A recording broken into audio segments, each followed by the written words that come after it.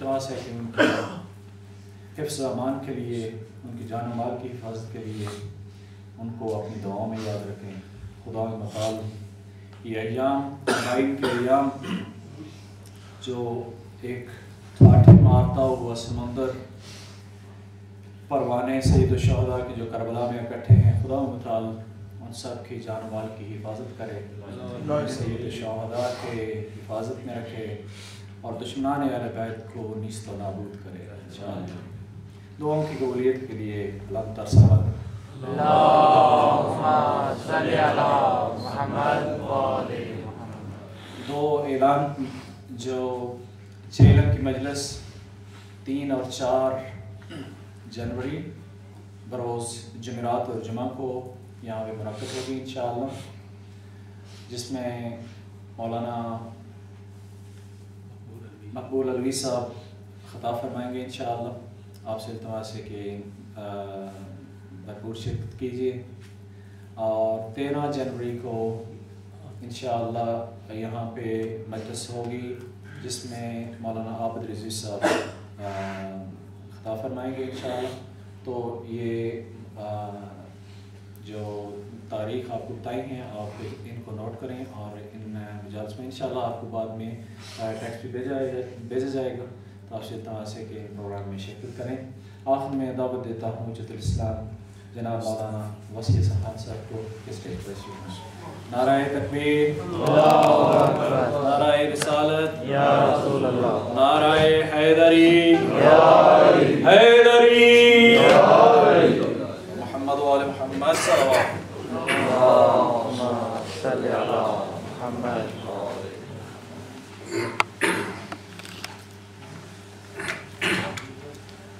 فاتحہ۔ بسم اللہ الرحمن الرحیم۔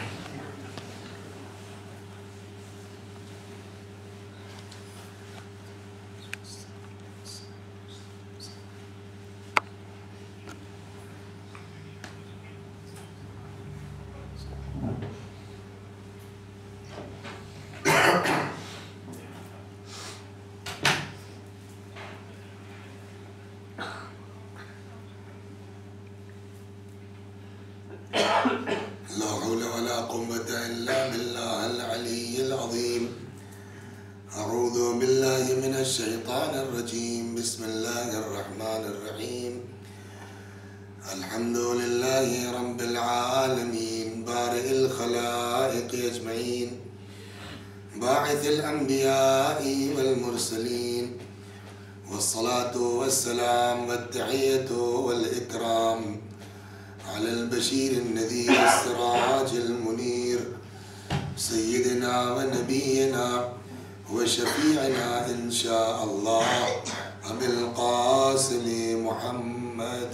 اللہم صلی علی محمد وآل محمد۔ اللهم صل عليه وعلى أهل بيته مظاهر جمالك وجلالك، واللعن على أعدائهم الشاكين فيهم المنحرفين عنهم أجمعين، أما بعد، صدق الله تعالى حيث يقول وهو أصدق القائلين وقوله الحق۔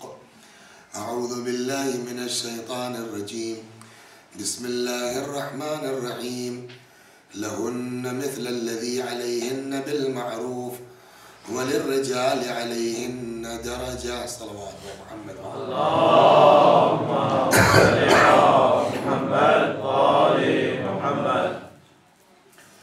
تو گزارش یہ کی جا رہی تھی کہ اسلام میں، ہمارے مذہب میں، شریعت میں عورت کی حیثیت کیا ہے، عورت کا مرتبہ کیا ہے، کیا واقعی اسلام میں عورتوں کی کوئی اوقات نہیں ہے، کوئی حیثیت نہیں ہے، جیسا کہ کل عرض کیا گیا کہ روایات ہیں اس طرح کی، مرد جہاں چاہے جا سکتا ہے، عورت بغیر شوہر کی اجازت کے گھر سے قدم باہر نہیں نکال سکتی۔ تو بات یہاں تک آئی کہ اصل میں بنیادی چیز جہاں سے ہم گڑبڑ کرتے وہ یہ کہ یہ عورت یا مرد، ان کے 3 اسٹیج ہیں۔ ایک وہ کہ جب عورت بیٹی ہوتی ہے، مرد بیٹا ہوتا ہے۔ ایک وہ کہ جب عورت بیوی ہوتی ہے اور مرد شوہر ہوتا ہے، ایک وہ کہ جب عورت ماں ہوتی ہے اور مرد باپ ہوتا ہے.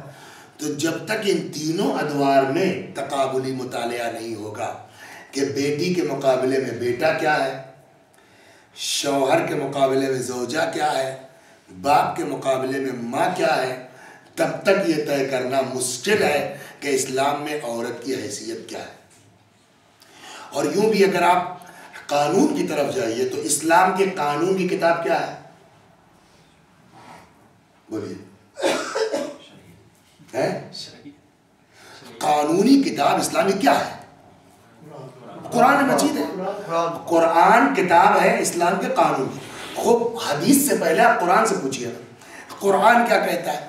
قرآن کی جس آیت کی تلاوت کی کل بھی کی گئی تھی، کل بات رہ گئی، آج پھر تلاوت کی گئی، اس آیت پہ جب آپ غور کریں گے تو پہلے 2-3 چھوٹے چھوٹے لفظ ہیں اس میں، اس کی وضاحت کر دیا، پھر آیت کا ترجمہ آپ خود کر لیں گے. لام ایک حرف ہے، ایک حرف ہے الا. لام کا استعمال عربی زبان میں ہوتا ہے حق کے لیے. پہلا قانون آپ ذہن میں رکھیے اس کو.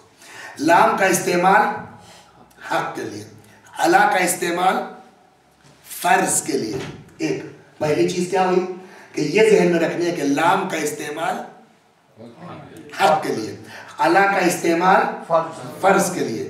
پھر کوئی حق ایسا نہیں ہے جس کے مقابلے میں فرض نہ ہو. کوئی فرض ایسا نہیں ہے جس کے مقابلے میں حق نہ ہو. مثلا حدیث کہتی ہے حق الولد علی الوالد ان یحسن اسمہ و یحسن ادبہ. بیٹے کا حق باپ کے اوپر یہ ہے کہ اس کا نام اچھا رکھے، اس کی تربیت اچھی کرے. تو حق کس کا ہوا؟ بیٹے کا. حق الولد علی الوالد، بیٹے کا حق یہ ہے باپ کے اوپر کہ اس کا نام اچھا رکھے اور اس کی تربیت اچھی کرے. تو حق کس کا ہے؟ بیٹے کا. جب بیٹے کا حق ہے تو باپ کا کیا ہوا؟ یہ فرض. بات سمجھ گئے نا؟ اس کا حق، اس کا فرض، اس کا فرض، اس کا حق. کوئی حق بغیر فرض کے نہیں، کوئی فرض بغیر حق کے نہیں. ہر حق کے مقابلے میں ایک فرض ہے، ہر فرض کے مقابلے میں ایک حق ہے. لام کا استعمال حق کے لیے، الا کا استعمال فرض کے لیے. مثلا کہتے ہیں لی علیک، یوں تو ترجمہ کر دیں گے میرے لیے آپ پر. یہ میرے لیے آپ پر کا مطلب کیا ہوا؟ یعنی میرا حق ہے آپ پر جو فرض ہے. تو یہ دو چیزیں ہو گئی. پھر سے دوہراؤں کہ لام کا استعمال حق کے لیے، الا کا استعمال فرض کے لیے. کوئی حق بغیر فرض کے نہیں، کوئی فرض بغیر حق کے نہیں. یہاں تک آپ آگئے. اب آئیے ضمیر کا جب استعمال ہوتا ہے عربی زبان میں تو ایک مرد کے لیے ہوا استعمال ہوگا، 2 مردوں کے لیے ہما استعمال ہوگا.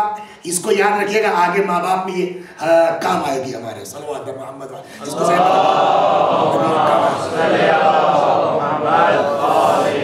ضمیر کا جب استعمال ہوگا تو ایک کے لیے مرد کے لیے ہوا استعمال ہوگا، 2 کے لیے ہما استعمال ہوگا، 3 یا اس سے زیادہ کے لیے ہوم. اسی طریقے سے اب آئیے یہی ضمیر جب عورت کے لیے استعمال کی جائے گی تو ایک کے لیے ہیا استعمال ہوگا، 2 کے لیے وہی کامن ہما استعمال ہوگی، 3 کے لیے ہنہ کا استعمال ہوگا. تو ہما کامن ہو گیا. ہما استعمال ہو سکتا ہے 2 مردوں کے لیے بھی، ہما استعمال ہو سکتا ہے 2 عورتوں کے لیے بھی، ہما استعمال ہو سکتا ہے 1 مرد اور 1 عورت کے لیے بھی. تو ہما سے بحث ہماری بات میں آئے گی. ہنہ کا استعمال کاہے کے لیے ہے؟ عورت کے لیے، جماعت نسواں کے لیے. تو ہنہ کا استعمال جماعت نسواں کے لیے، لام کا استعمال حق کے لیے، الا کا استعمال فرض کے لیے.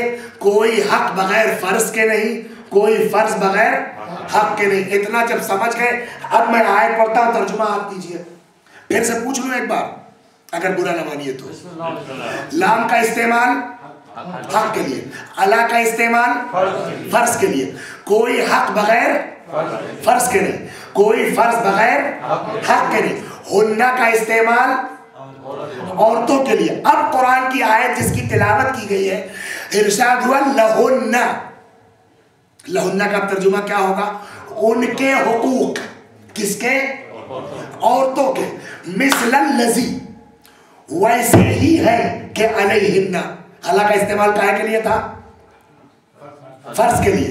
लहुन्ना, उनके हुकूक, मिसलन लजी, वैसे ही है कि अलैहिन्ना, जैसे उनके फराइज। तो कुरान जो कानून की किताब है, कुरान ये कह रहा है ना हक से बढ़ के फर्ज है, ना फर्ज से बढ़ के हक है। जितने हुकूक इनके हैं उतने मर्दों के फराइज, जितने मर्दों के फराइज हैं उतने इनके हुकूक। सल्लल्लाहु अलैहि वसल्लम।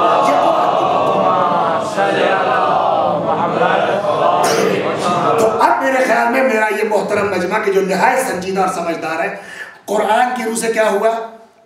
जितने इनके हुकूक उतने उनके फराइज, ना हक से ज्यादा फर्ज, ना फर्ज से ज्यादा हक। अगर इन औरत के ऊपर कुछ हक है तो मुकाबिल वाले मर्द के ऊपर क्या हो जाएगा? फर्ज। अगर मर्द के ऊपर कुछ फर्ज है तो सामने औरत के क्या हो जाएगा? हक। ये ज़हन में आ गई कि जब कुरान कहता है मर्द और औरत बराबर हैं, ना हक से ज्यादा फर्ज, ना फर्ज से ज्यादा हक, तो आप कहने वाले कौन है कि इस्लाम में औरतों की हैसियत नहीं है? का अगला फिक्रा भी तो है, वलिर्रिजाले अलैहिन्ना दरजा, हाँ मर्दों को इन औरतों पर कुछ फौकियत हासिल है। सल्लल्लाहु अलैहि मोहम्मद ये क्या? अभी तो कुरान कह रहा था बराबर की बात, उसकी बात आएगी।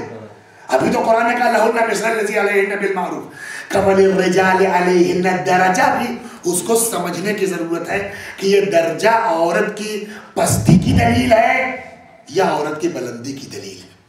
अब आइए, तो हम कल हमारी गुफ्तगू यहाँ से छूटी थी कि 3 अदवार हैं।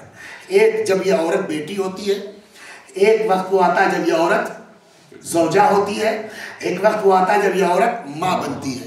तीनों अदवार में हमको गुफ्तगू करनी पड़ेगी। बेटे के मुकाबले में बेटी क्या कल अर्ज किया जा चुका। हत्ता के बाजार भी अगर जाओ, कोई सामान खरीद के लाओ, घर में बेटा और बेटी दोनों मौजूद है, पैगंबर ने क्या फरमाया? फलयब्दा बिल-इनास क़ब्ल अज़-ज़ुकूर, पहले बेटी के हाथ में रखो, बाद में। जिस उम्र में अल्लाह हमको बच्चा समझता है, उसी उम्र में अल्लाह लड़की को अपनी बारगाह में 10 साल की उम्र में इबादत के लिए तलब करता है।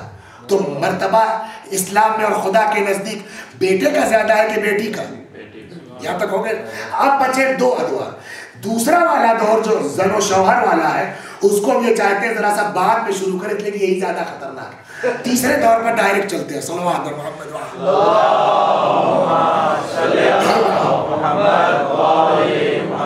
कहते हैं ना कि है खबर गर्म उनके आने की, आज ही घर में बोरिया ना हुआ। बड़ी मेहनत के बाद तो यहाँ आना हुआ और कल ही से ठंडक लग गई, लेकिन बहरहाल घंटा पूरा होगा इंशाअल्लाह।